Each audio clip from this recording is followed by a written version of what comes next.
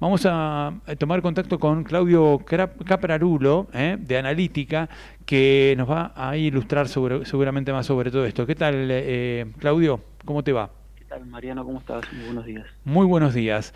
Bueno, ¿cómo ves esta situación con las últimas noticias de la economía real, ¿no? Me refiero los Globo, Sancor, Surcos, Nissan, y esto es lo que se conoce, porque después tenés millones de empresas que tienen sus problemas que no vas a ver en los diarios, ¿no? Bueno, más allá a veces de casos puntuales, porque hay algunas cosas que a Ujú. veces dependen también de decisiones de las casas matrices, ¿no? Y de cómo distribuyen eso su producción en Latinoamérica. Retomo, por ejemplo, uno de los temas que vos señalabas, que se refirió a la construcción, ¿no? Si nosotros analizamos lo que pasó con la construcción, vemos que este año, perdón, 2024, más allá de la pérdida de puestos de trabajo, también hubo destrucción de empresas, ¿no? Hay menos empresas porque muchas de ellas no pudieron enfrentar un cambio tan grande, no solo por lo que sucede con la obra pública, que también como vos bien señalabas, es clave para el sector, sino también lo que sucede con el fuerte encarecimiento medido en dólares del costo de la construcción, ¿no? El costo de la construcción creció mucho medido en dólares. Recordemos que muchas veces es un sector en el cual se rige tanto para la compra y venta de los inmuebles terminados como para la construcción de los mismos, el precio del metro cuadrado se mide en dólares. Entonces eso complejiza también la generación de nuevos proyectos desde el sector privado. Ujú. Ahora bien, lo que nosotros estamos viviendo es una modificación del régimen macroeconómico. El gobierno está planteando un esquema, como vos también decías, de crecimiento diferente, donde principalmente se quieren generar las condiciones, más allá de lo que pasa con el tipo de cambio, porque hay un tipo de cambio atrasado, más allá de que el gobierno señale que no, lo cual en un punto también es entendible, porque si el gobierno saliese a decir o a confirmar que el tipo de cambio está atrasado, todos iríamos corriendo a comprar dólares, ¿no? O sea, cualquier hacedor de política económica tiene que decir hasta el último día que el tipo de cambio está en el nivel que quiere que estar, y en todo caso, si después tiene que hacer una corrección, la hará sin previo aviso, ¿no? Eso sería lo lógico. Lo que pasa es que muchas veces el mercado, cuando ve muchos indicadores que van en contra de eso, sí, de todas formas se busca adelantar. Si nosotros miramos, por ejemplo, los números de turismo en diciembre, vemos que hay un aumento muy fuerte de la salida de argentinos hacia el exterior y al mismo tiempo una fuerte caída del ingreso de turistas desde el exterior de la Argentina. Algo que se nota sobre todo mucho en lo que son los excursionistas, que es lo que se denomina los turistas que ingresan por el día, ¿no? Que vienen que son los argentinos que se encuentran en la frontera y por ahí cruzan a Chile, por ahí cruzan a Paraguay para hacer compras, o antes se producía, recordemos, hace no mucho más que un año atrás, que era lo contrario, ¿no? Que venían muchos turistas desde el Paraguay, desde Chile, mismo desde Brasil, a hacer las compras a la Argentina. Bueno, entonces ya lo que sucede con el tipo de cambio, el gobierno lo que está apuntando es que los sectores que más pueden dinamizar exportaciones, como vienen siendo el agro, la minería y también el sector energético, tengan todas las condiciones para seguir creciendo. El problema que nosotros empezamos a ver es que estos sectores también están afectados por una muy fuerte apreciación cambiaria. Entonces Claro. ahí sí parecería haber una diferencia, ¿no?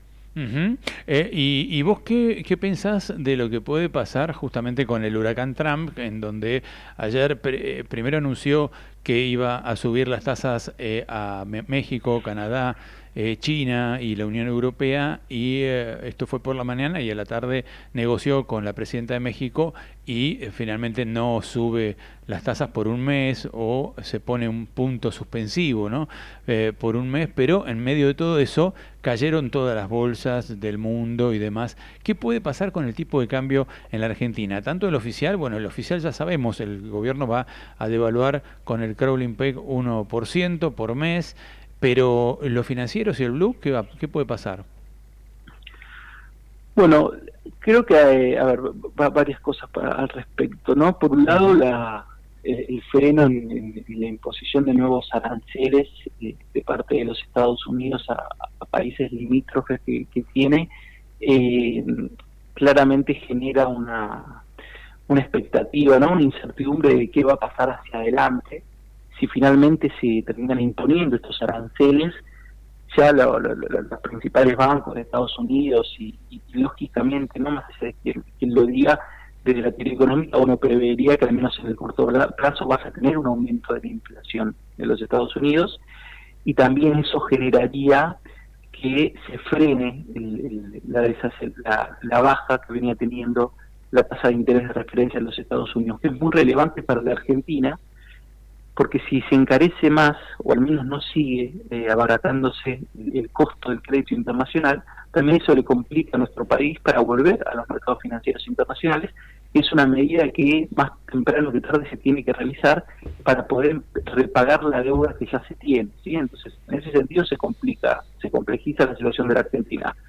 Mismo el ministro de Economía, Luis Caputo, tuvo que salir a anunciar y decir, bueno, entre tantas preguntas, quiero decirles que el cambio en el contexto internacional a nosotros no nos afecta porque tenemos una política monetaria y una política fiscal muy dura y que se va a sostener.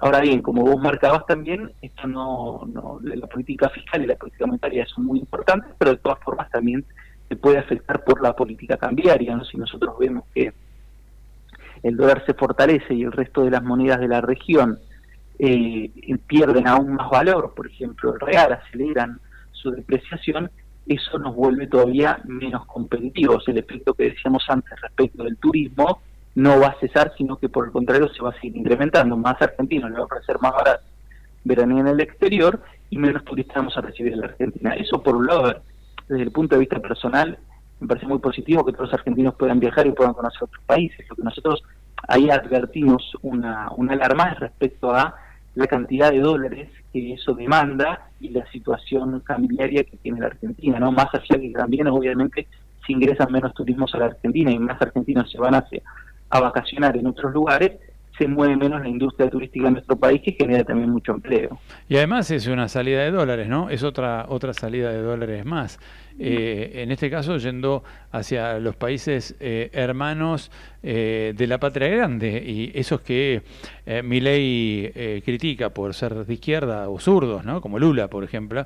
Finalmente le mandamos los dólares a Brasil, a Lula, además de importar algunos productos de Brasil también. Es complicada la situación. ¿Vos crees que puede haber salida del cepo? Ayer Milei dijo que para el 2026 ya no va a haber cepo cambiario. ¿Pero eso qué significa? ¿Que lo va a sacar en el 2026 o antes, a fines o a mediados del 2025?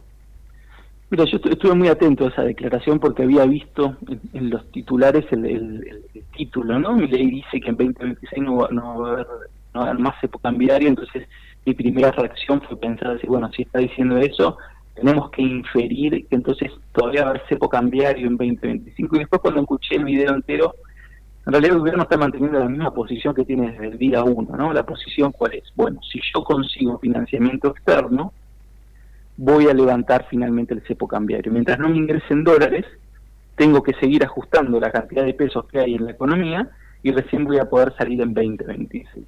Ahora, esto también me parece que da cuenta y refuerza lo que veníamos hablando respecto al atraso cambiario. Porque si vos no tuvieses atraso cambiario, vos podías levantar el cepo cambiario porque el mercado de cambios, la oferta y la demanda de dólares, ya estaría equilibrada. Sin embargo, el gobierno sabe que hoy en día si levanta el cepo cambiario va a tener que convalidar un salto cambiario y ese salto cambiario le va a generar una aceleración en la inflación. Claramente por eso es por lo cual no lo hacen.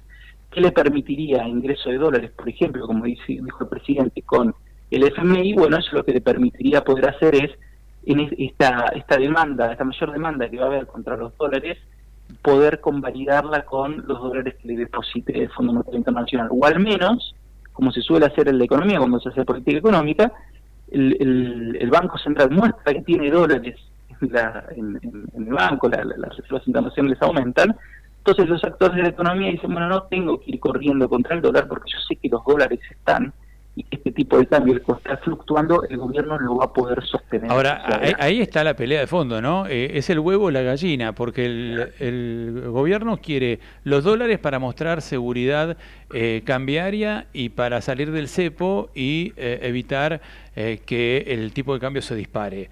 Pero no asegura mientras tanto reservas y una actualización cambiaria. Y en cambio el Fondo Monetario dice antes actualicé el tipo de cambio salí del cepo, fortalecé las reservas con dólares y después te apoyo con un paquete de 11.000 o 10.000 millones de dólares puestos en determinado plazo, que todavía no se sabe cómo. Entonces uno quiere que los dólares lleguen antes y el fondo dice que lleguen después. ¿Está planteado así? Mira, no estoy al tanto, obviamente es difícil conocer, ¿no? El detalle de las negociaciones, pero es muy probable que así sea, y te voy a explicar por qué, porque es un ejemplo muy claro de lo que pasó con Egipto, uno de los últimos acuerdos que hizo el fondo, en el cual Egipto lo que le dijo, lo que hizo es básicamente devaluó su moneda y al otro día, instantáneamente, anunció un nuevo acuerdo con el Fondo Monetario Internacional y el desembolso de estos dólares. Entonces la secuencia fue primero devaluó y automáticamente aparecieron los dólares del FMI. Pero no fue previo, no fue que llegaron primero los dólares y después se anunció la devaluación. Seguramente parte de la discusión, parte de las diferencias entre el gobierno nacional y el organismo multilateral estén centradas sobre eso. También lo que uno podría pensar es decir, bueno, veamos si realmente parte de la esperanza que tenía el gobierno de que la llegada de Donald Trump le genere mayores facilidades en la negociación con el Fondo Monetario Internacional se terminan realizando, ¿no? Esto termina siendo de esa forma.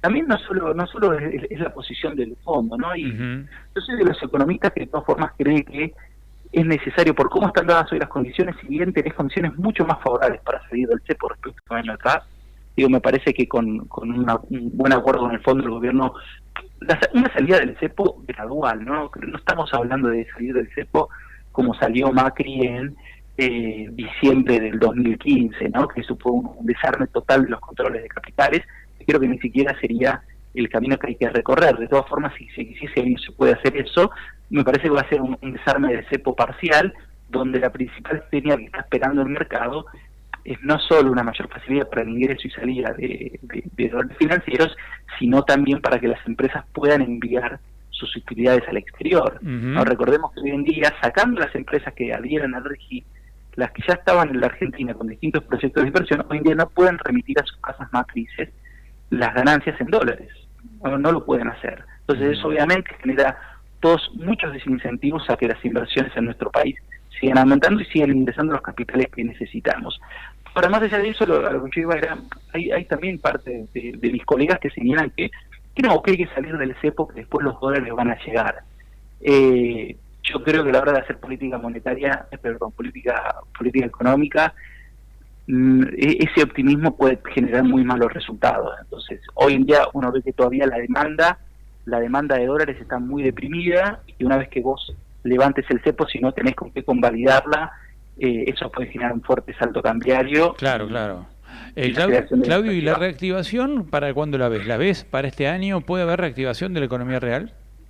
Mira, si nosotros analizamos los números, más allá de lo que sienta cada uno en su bolsillo, ¿no? Porque estamos también muchas veces los economistas hablamos de variaciones bastante marginales que nos permiten ver un cambio de la tendencia, pero por ahí el que está escuchándonos dice, no sé de qué están hablando, yo no siento que mi salario esté aumentando. Pero la realidad es que el salario privado registrado en los últimos meses levemente, pero viene creciendo, y en noviembre fue un hito, porque por primera vez, después de 12 meses, creció en términos reales respecto a un año atrás, marginalmente, 0,5%, ¿no? Entonces es entendible que alguien en su bolsillo no lo sienta.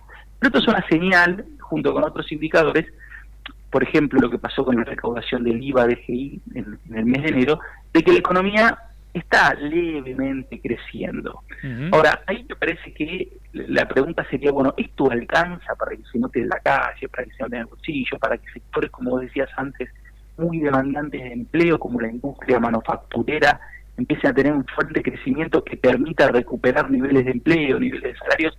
No, eso para mí no están dadas las condiciones este año. No están dadas las condiciones por dos cuestiones. Por un lado, porque el gobierno ya dijo que necesita convalidar paritarias por debajo del 2%, ¿no? O sea, el gobierno está tratando de convalidar paritarias por debajo del 2%.